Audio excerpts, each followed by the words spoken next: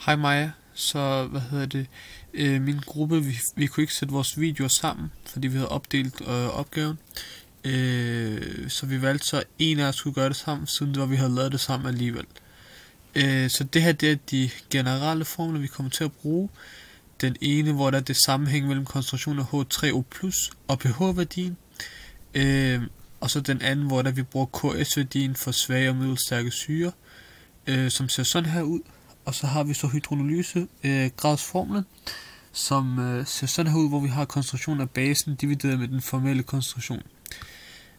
Og så går vi så ned her, og så hvad vi har gjort, som vi fandt ud af nu, at det er forkert, det var, at vi tog alle pH-værdierne og plussede dem sammen, dividerede så med 8, så vi havde en gennemsnits pH-værdi. Det var det, vi troede, det var, men bagefter så vi, det var for hver gruppe. Men det gjorde vi så 3 gange. Den ene for 0,1 molar, den anden for 0,01 molar eddikesyre og 0,001 molar. Og så fik vi de her 3 pH-værdier. Så hvad vi så bagefter gør, så siger vi, at for at finde H3O+, så siger vi, det er lige med 10 opløftet i den pH-værdi, man har. Så for den med koncentrationen 0,1 molar, så siger vi 10 opløftet i minus det her 2,86, og så får vi en koncentration på så mange molar. Og det samme gør vi for den anden, den med 0,01 molar, tager pH-værdien, opløfter den, og så så får vi det her tal. Så får vi den her koncentration. Og det gør vi for den sidste med 0,001 også, får vi det her tal. Og så har vi brug for at finde vores koncentration af basen, som der bliver lavet.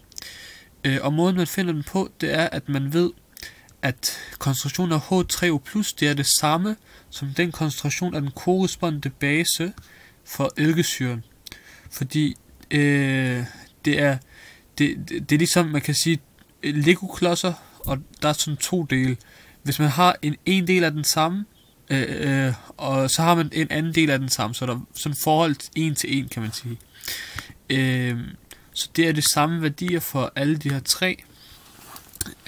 Hvad man så gør, det er, at man finder KS-værdien ved at tage den formelle koncentration, som var 0,1 for den første, siger okay, så skal vi have H3O+ i anden her, står i anden her, sådan der, og så trækker vi, koncentrationen af basen, som var det samme tal, fra 0,1. Og når man så gør det, så får man en KS-værdi på det her, og det gør vi så 3 gange, hvor vi tager det her tal, så den her, og siger 0,01 i stedet for, og 0,001 i stedet for, fordi den formelle koncentration varierer.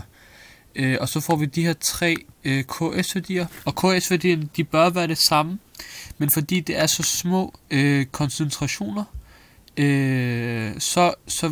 så vil der være,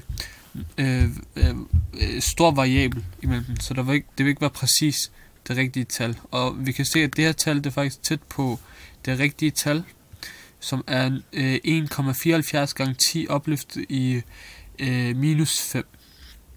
Ja. Og så måden man finder hydrolysegraden, det er ved at man tager koncentrationen af den base man har og dividerer med 0,1. Og når man så får det, så får den første den, så tog vi den her koncentration af basen, divideret med 0,1, så får vi en hydrolysegrad på det her. Og hvis man og det gør vi så 3 gange for hver en af de 3. Og hvad det viser, det er hvor meget er det, som der reagerer og bliver til en base. Og for en stærk base, så vil det her tal være tæt på 1, og for en svag base vil det være tæt på 0. Så for eksempel for eddikesyren, så kan vi se, at den er tæt på 0. Det betyder, at den ikke reagerer lige så godt med vand. Så vi kan sige, at den er svag faktisk med det her. Og det gør vi så 3 gange, så får vi de her tal, og man kan gange det her tal med 100, og så får man, hvor mange procent, der bliver lavet om til en base. Hvor meget af det, der bliver reagerer med vandet. Og så, når man så sætter det sammen, så har vi, de her værdier, som vi har fundet ud af, og den aktuelle koncentration, det er så mange molar for alle 3, og det hvor der er, at man tager 0,1 og minus så med koncentrationen af H3O+. og det samme gør man her, og samme gør man her, og det er derfor, vi har fået de her tal. Ja, og det samme gør man her, og så tog vi valgte gennemsnits pH-værdien for hver 3 af de her molar.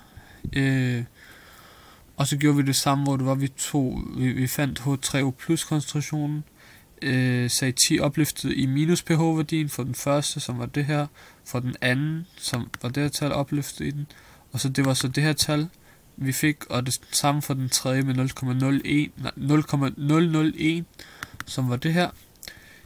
Og så gjorde vi det samme, hvor det var, at vi vidste, at forholdet imellem koncentrationen af H3O+, det er det samme, som der er med, basen. Så derfor så er det samme tal, og så gjorde vi det samme, så fik vi de her 3 eller KS-værdier, mener jeg.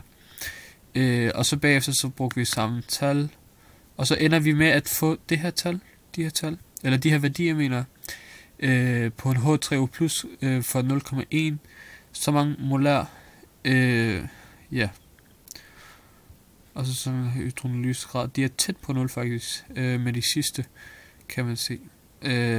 Også med den der. Og så ja, og det samme gør vi så for hydrogensulfat. Vi tog så igen det der med gennemsnit, som var forkert. Det bør man ikke gøre, eller det behøvede vi ikke at gøre, eller det skulle man ikke. Ja. Og så fandt vi de her værdier, satte dem ind, trukket det fra, så det var, vi fik den der formelle koncentration, nej, hvad med det, aktuelle koncentration her, for at få de her værdier. Og så får vi de her hydrolysegrad, og så ja, det var det. Så det er ligesom, det gik igen og igen agtigt i løbet af forsøget. Det var de samme, formler man brugt, hvor det er bare forskellige værdier. Så ja, tak skal du have.